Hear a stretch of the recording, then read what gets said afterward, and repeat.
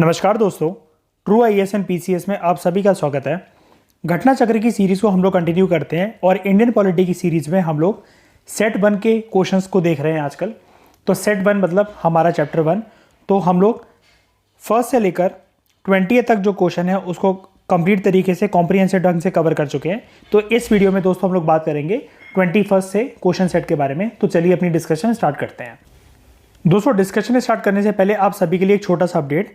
अगर घटना चक्र की सीरीज़ आप देख रहे हैं तो साइमल्टेनियसली आपको पॉलिटी और हिस्ट्री की जो है घटना चक्र की सीरीज़ देखने को मिलेगी।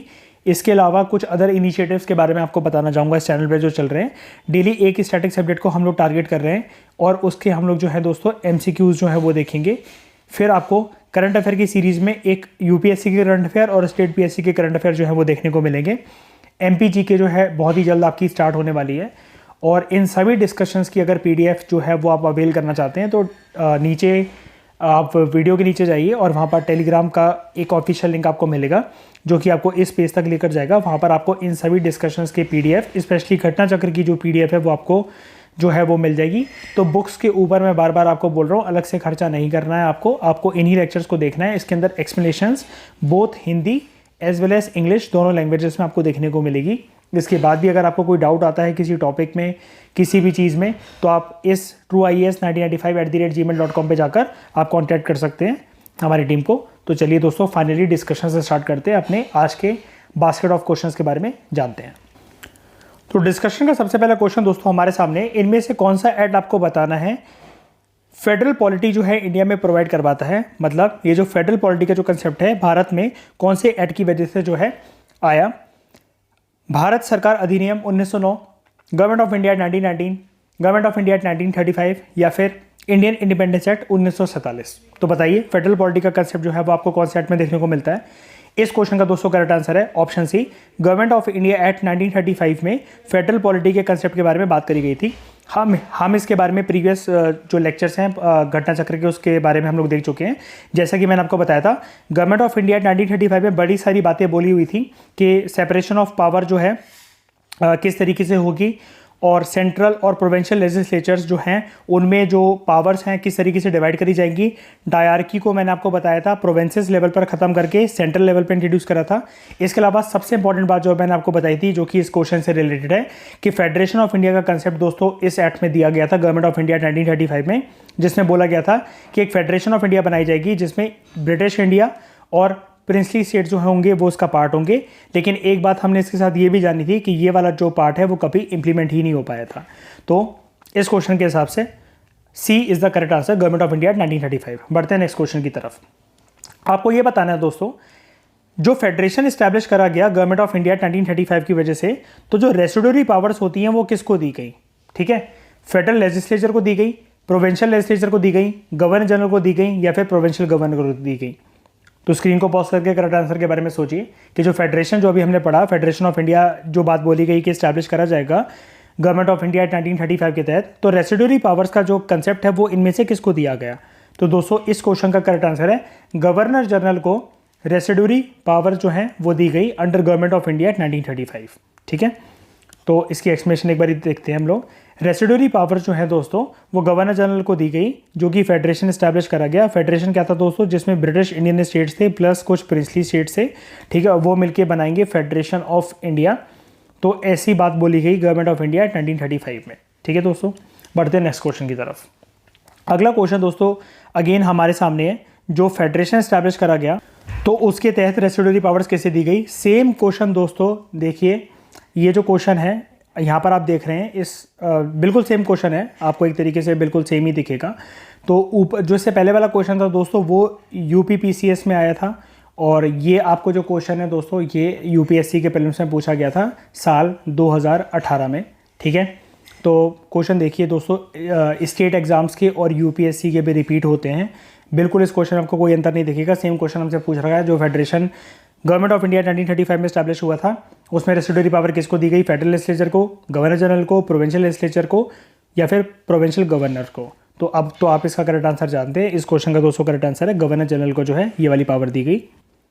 अगेन दोस्तों इसकी एक्सप्लेनेशन ये है कि रेसिड्यूरी पावर जो है वो गवर्नर जनरल को दी गई फेडरेशन के अंडर, जो कि गवर्नमेंट ऑफ इंडिया 1935 के अंदर क्रिएट करा गया था। तो देख लीजिए अब आप खुद ही दोस्तों।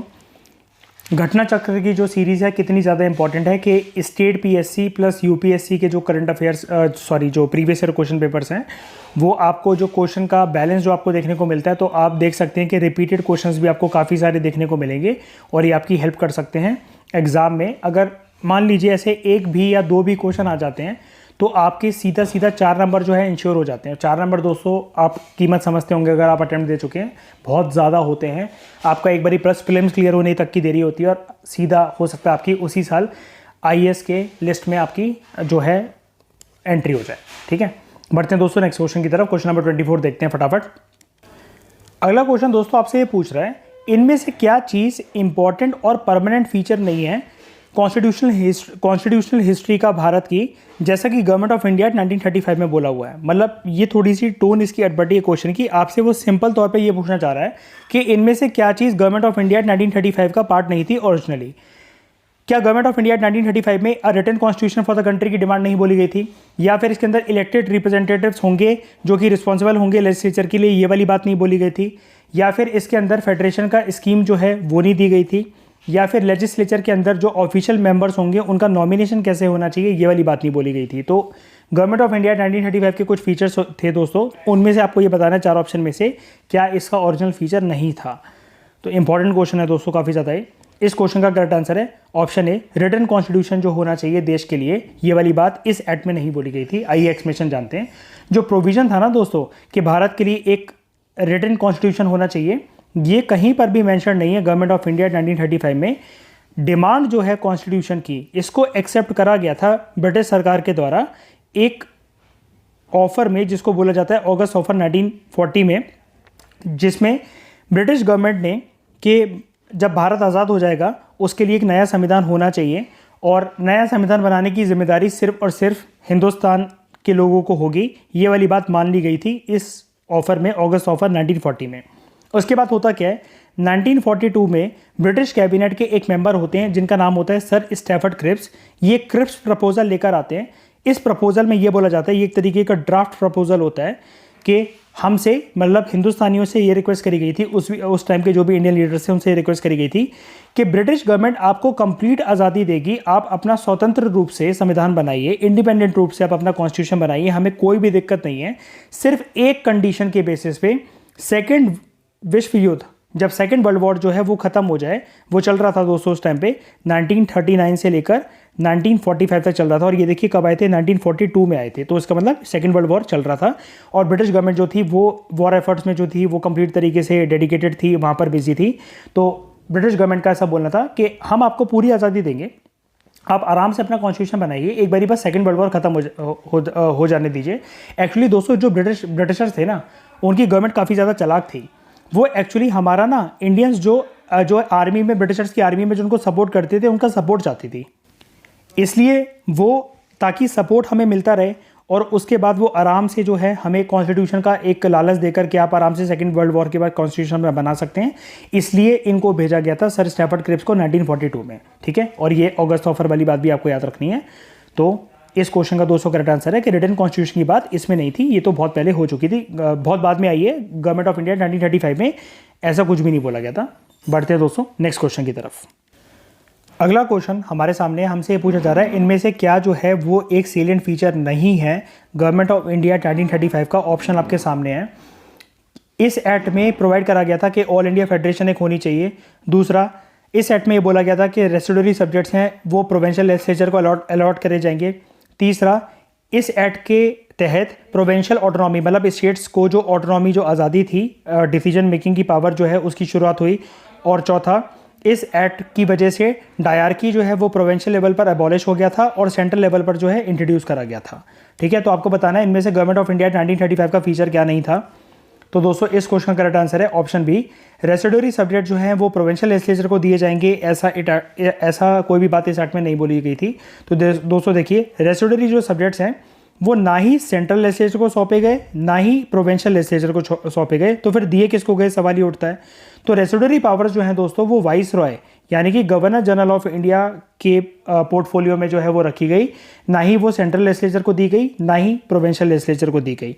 तो ऑप्शन बी जो है वो बनता है हमारा करेक्ट आंसर के रेसिडोरी सब्जेक्ट जैसी ये हमें बोल रहा है स्टेटमेंट कि रेसिडोरी सब्जेक्ट जो है वो एलोकेट करेगा प्रोविंशियल लेजिस्लेचर को, ऐसी कोई भी बात गवर्नमेंट ऑफ इंडिया 1935 में नहीं बोली गई थी। बढ़ते हैं नेक्स्ट क्वेश्चन की तरफ। अगला क्वेश्चन दोस्तों आपको ये बताना है गवर्नमेंट ऑफ इंडिया 1935 इंपॉर्टेंट क्यों है। ऑप्शन आपके सामने है। क्या ये मेन सोर्स है भारत के संविधान का? दूसरा, क्या इसने इसी की वजह से हमें आज़ादी मिली?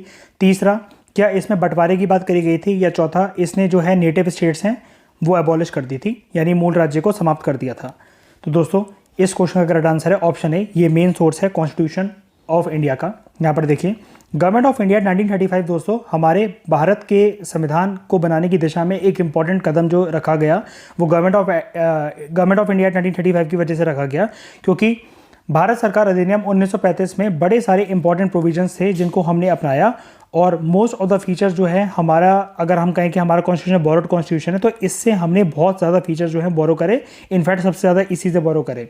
बड़े सारे प्रोविजन जैसे फेडरल गवर्नमेंट होनी चाहिए, कहने का मतलब है पावर जो है डिस्ट्रीब्यूट हो सेंटर और स्टेट के बीच में, डायरकी होनी चाहिए सेंट्रल लेवल पे, पावर्स का डिस्ट्रीब्यूशन सेंटर और स्टेट के बीच में, फेडरल कोर्ट की स्टैब्लिशमेंट, इस तरीके के अन्य प्रोविजंस और ये वाले प्रोविजन जो है वो इसी एक्ट से लिए गए गवर्नमेंट ऑफ इंडिया 1935 से।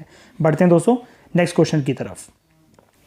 अगले क्वेश्चन में दोस्तों आपको ये बताना है दिए गए कौन से एक्ट की वजह से बर्मा जो है वो भारत से अलग हुआ। ठीक है, बर्मा यानी आज के टाइम में जिसको हम लोग बोलते हैं म्यांमार, ये कौन से एक्ट की वजह से भारत से अलग हुआ। आपके सामने ऑप्शन है Indian council act 1909, government of India 1919, government of India 1935 या फिर इंडियन इंडिपेंडेंस एक्ट ऑफ 1947। तो दोस्तों इस क्वेश्चन का करेक्ट आंसर है गवर्नमेंट ऑफ इंडिया 1935 की वजह से बर्मा जो है वो सेपरेट हुआ इंडिया से। यहाँ पर देखिए बर्मा जो है वो इंडिया से सेपरेट हुआ according to the provision of government of India 1935 की वजह से। ठीक है, तो ये भी इंपॉर्टेंट पार्ट है दोस्तों, कई लोगों को पता नहीं रहता क्या बर्मा इंडिया का पार्ट था। जी हाँ, बर्मा इंडिया का पार्ट था, लेकिन भारत सरकार अधिनियम 1935 की वजह से ये इंडिया से सेपरेट हो गया। आज के टाइम में बर्मा को हम लोग म्यांमार के नाम से जानते हैं, ये वाली बात भी आप याद रखिएगा। बढ़ते हैं दोस्तों नेक्स्ट क्वेश्चन की तरफ। आपको ये बताना है दोस्तों कितनी प्रोविंसेस जो थी वहाँ पर कांग्रेस की मिनिस्ट्री बनी जब इलेक्शन होते हैं 1937 के। तो 1937 के जब चुनाव होते हैं तो उसमें कितने प्रांतों में यानी कितनी प्रोविंसेस में कांग्रेस मंत्रालय का गठन किया गया, कांग्रेस मिनिस्ट्री बनी?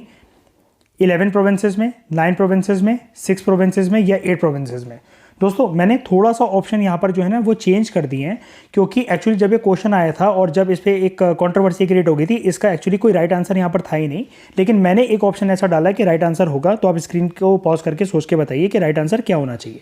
ठीक है, तो दोस्तों इस क्वेश्चन का करेक्ट आंसर है 8 जो है 8 प्रोविंसेस के अंदर जो है कांग्रेस की मिनिस्ट्री बनती है। यहाँ पर देखिए जो प्रोविंशियल इलेक्शंस होते हैं दोस्तों ब्रिटिश इंडिया के टाइम पे वो 1936 से लेकर 37 में होते हैं, और इलेक्शंस होंगे प्रोविंसेस में, ऐसा कब बोला गया था, कहाँ बोला गया था? तो गवर्नमेंट ऑफ इंडिया 1935 में बोला गया था कि प्रोविंसेस लेवल पर इलेक्शंस होंगे, और हुए। जब ये एक्ट आता है 1935 में, उसके बाद अगले साल ही 1936 से लेकर 37 तक इलेक्शंस होते हैं।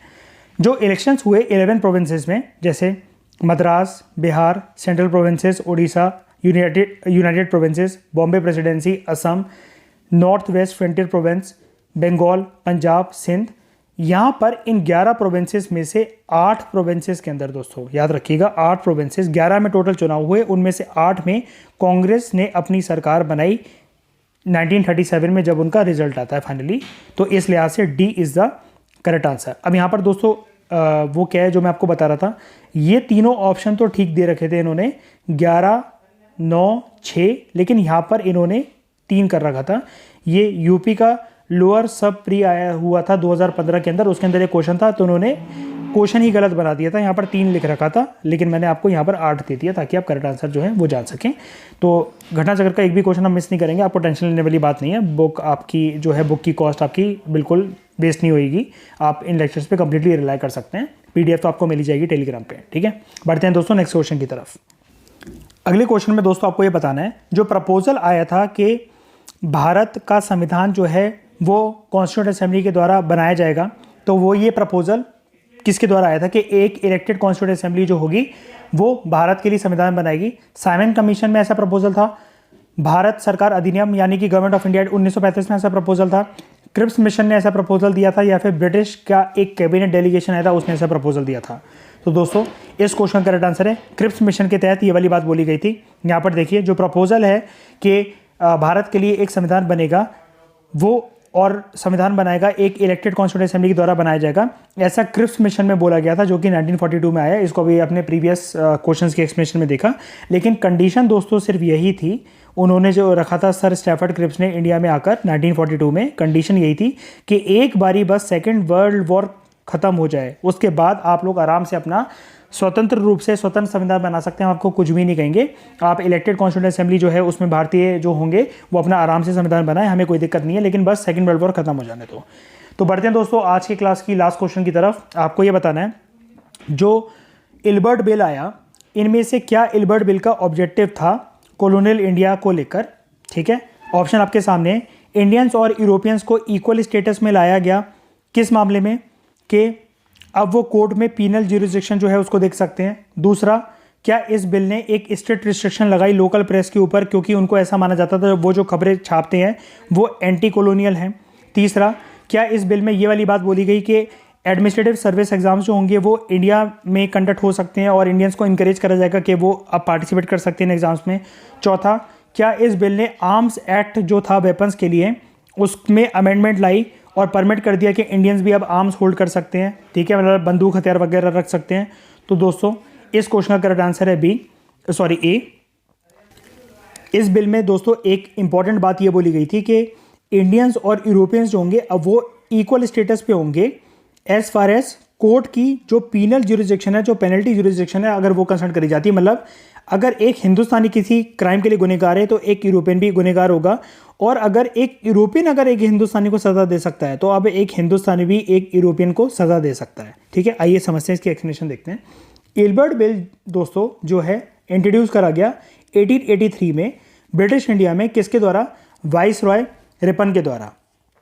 इन्होंने इस बिल में वाइस रॉय रिपन ने एक अमेंडमेंट प्रपोज करी। अभी तक जो होता था वो ऐसा होता था सिस्टम कि जो यूरोपियन मजिस्ट्रेट्स हैं, यूरोपियन जजेस हैं, वो इंडियंस को ट्राई कर सकते हैं, मतलब किसी भी केस में सज़ा सुना सकते हैं, लेकिन इंडियन मजिस्ट्रेट्स या इंडियन जजेस जो हैं वो किसी यूरोपियन के साथ ऐसा नहीं कर सकते।